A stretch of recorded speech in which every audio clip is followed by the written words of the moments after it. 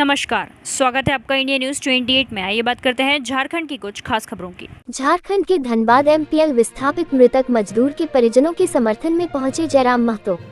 निरसा पिछले 2 दिनों से चल रहे एमपीएल विस्थापित मजदूर विजय किस्कू के पार्थिव शरीर के साथ एमपीएल मुख्य गेट के समक्ष नियोजन एवं उचित मुआवजा की मांग को लेकर धरना प्रदर्शन कर रहे मृतक के परिजन एवं ग्रामीणों के समर्थन में पहुंचे झारखंडी भाषा खतियानी संघर्ष समिति के अध्यक्ष टाइगर जयराम महतो। उन्होंने मृतक विजय किस्कू के परिजनों से मिलकर सांत्वना प्रकट की। उन्होंने एमपीएल प्रबंध से मुआवजा के तौर पर उचित रकम, उसके पत्नी को पेंशन तथा पीएपी के तहत नियोजन देने की मांग की। एमपीएल प्रबंधन से वार्ता विफल रही। इस संबंध में टाइगर जयराम महतो ने कहा कि हम लोग हर वक्त इस आंदोलन में साथ हैं। कोई भी कंपनी हो, वो लोग मजदूरों का शोषण करते हैं, क्योंकि हमारे जनप्रतिनिधि उनके साथ मिले रहते हैं। ये बहुत शर्म की बात है कि झारखंड में आदिवासियों की सरकार और आदिवासियों को अपने अधिकार के लिए पार्थिव शरीर के साथ आंदोलन करना पड़ रहा है। मैं किसी संवैधानिक पद पर नहीं हूँ, फिर हमसे जो होगा इस आंदोलन करेंगे, चाहे लाठीचार्ज या गोली क्यों न हो, हम लोगों के ऊपर चले, इस आंदोलन से पीछे नहीं हटेंगे। मृतक विजय किस्कू के परिवार के साथ हमारी पूरी टीम है। जब तक परिजनों की मांगे पूरी नहीं होती, आंदोलन जारी रहेगा।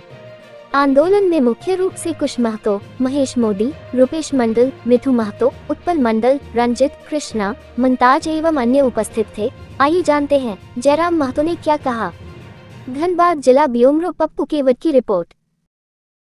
सर क्या मामला हुआ सर? आज बैठक हुआ, करीबन 1 बजे से बैठक हो रही थी सर, क्या कुछ वार्ता हुई सर? देखिए, वार्ता सफल नहीं कह सकते हैं। मुझे लगता है काफ़ी पॉलिटिकल प्रेशर था प्रबंधन के ऊपर, और एक छोटी सी बात था। हम लोग काफ़ी डॉक्यूमेंट्री भी प्रेजेंट किए हैं कि इससे पहले भी इस प्रकार की घटनाएं घटी हैं और उनको पीएपी में बाकायदा रखा गया है। तो कंपनी अपनी जिद में बैठी कि जॉब देंगे, नियोजन देंगे, लेकिन पीएपी में नहीं देंगे। और जो रैयत विस्थापित हैं, जो ग्रामीण हैं और जो आश्रित हैं, परिजन हैं, उनकी मांगें लगातार हैं कि हम लोग पीएपी में लेंगे।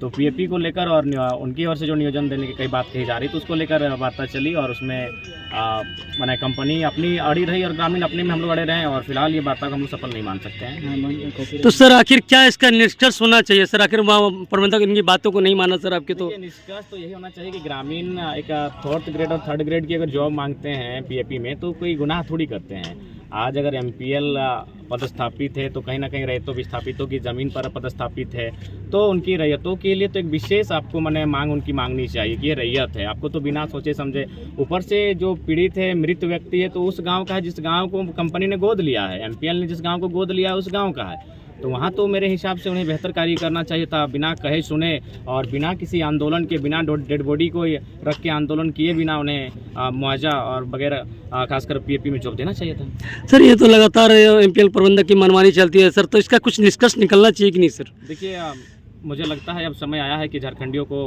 अपनी चट्टानी एकता का परिचय देना होगा, क्योंकि हमारे जितने भी जनप्रतिनिधि हम जिनको हम लोग चुनकर भेजते हैं, वो कंपनी में जाकर सेटिंग हो जाते हैं। इसलिए बाकायदा हम बोले हैं कि अब कॉर्पोरेट की नहीं, क्राउड फंडिंग की पॉलिटिक्स कीजिए और जनता अपने बीच से लीडर को चुनने का काम करे, ना कि कोई थोपा हुआ लीडर एक्सेप्ट करे। हम लोग अभी तक थोपा हुआ लीडर एक्सेप्ट करते हैं, चाहे कोई भी आता है बोलता है हम फलाना पार्टी से खड़े हैं, हम ये देने वाले हैं। तो इन चीज़ों को भी अब जनता को आने वाले चुनाव में समझना होगा कि कहीं ना कहीं जनप्रतिनिधि की जो लीडिंग का अभाव होता है, उस कारण आज कंपनियों की मनमानी चलती है। तो खैर, ये टूटेगी। सिकंदर को खाली हाथ लौटना पड़ा था, अंग्रेजों को वापस जाना पड़ा था, तो कंपनियों का गुरूर कब तक रहेगा?